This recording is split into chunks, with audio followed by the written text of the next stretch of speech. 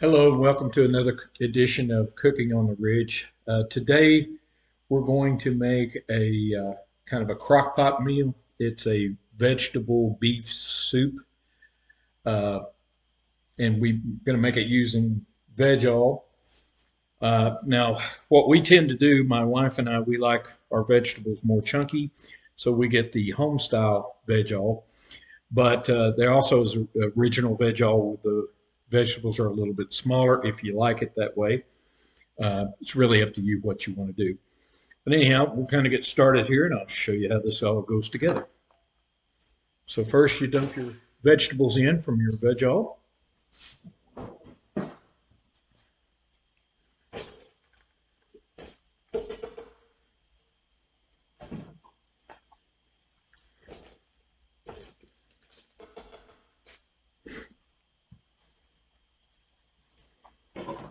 And then we like to put a little tomato paste with ours to kind of give it a little bit of a tomatoey base and flavor.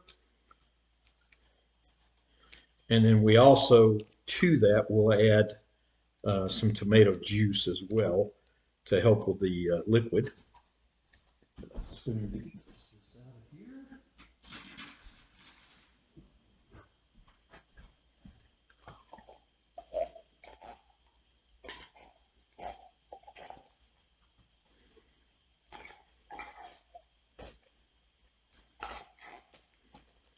All right.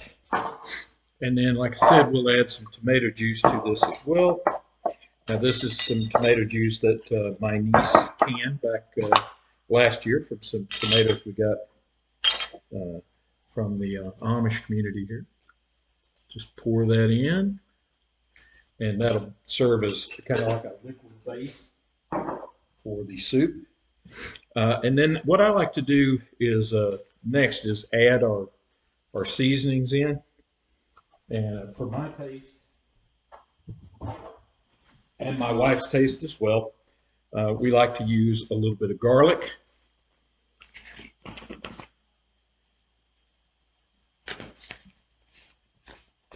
And then a little bit of minced dried onion.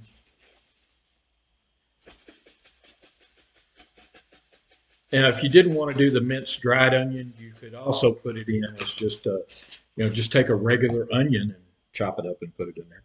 And then we like a little bit of spice to ours, so some ground cayenne red pepper, just a little bit of that according to how you like it, or you can omit that if you want to. A little bit of salt, and you don't need much salt because some of this other stuff has got salt in it. And then black pepper. And then we have some. This is stew meat that we've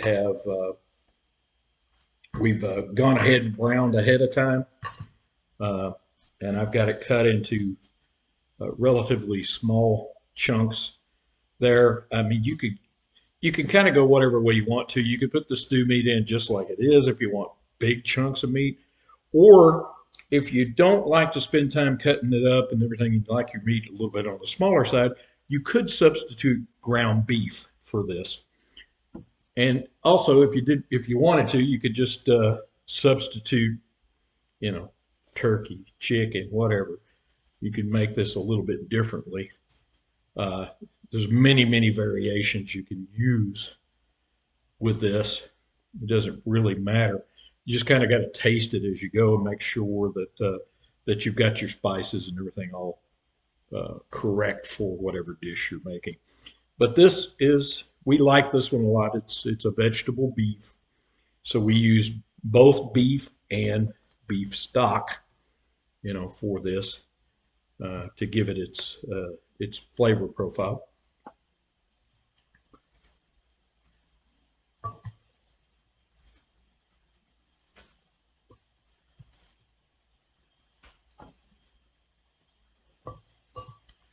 And then once we get all this in here, we're going to add the beef stock to it, and the beef stock should cover all of the meat and vegetables that are in the crock pot.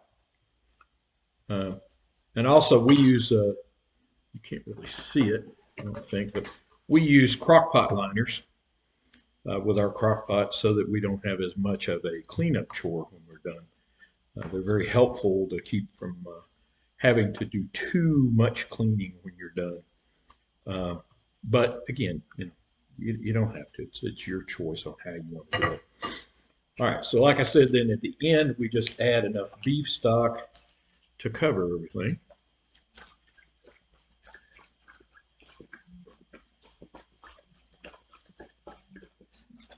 Usually it takes a whole carton for this. All right. Move this out of the way. Throw that in the trash. Okay, so then the last thing is just kind of mix everything up good so the flavors all blend. And then you just set the crock pot on. I'm going to set it on low because I'm going to slow cook mine. I'm going to slow cook mine over a long period of time. So I'm going to set mine on low, and we're going to cook it for about 8 hours. Okay, and that should give us a nice, good base.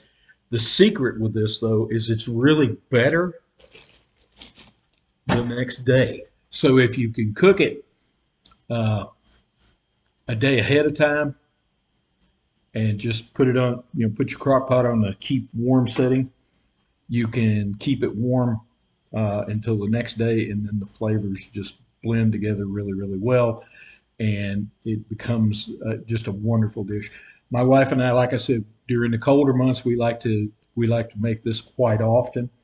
It's one of our go-to soups. So anyhow, so that's it for this edition of Cooking on the Ridge. Appreciate you joining us. Sorry it's been so long since I put a video out. Again, I am going to try to do better on that, but we've had a lot going on here lately, so I haven't really been able to do that. But anyhow, if you liked what you saw here, please give me a thumbs up.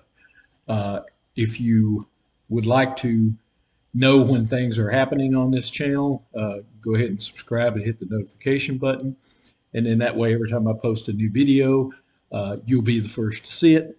You'll get a notification that it's out there and you can take a look at it. All right.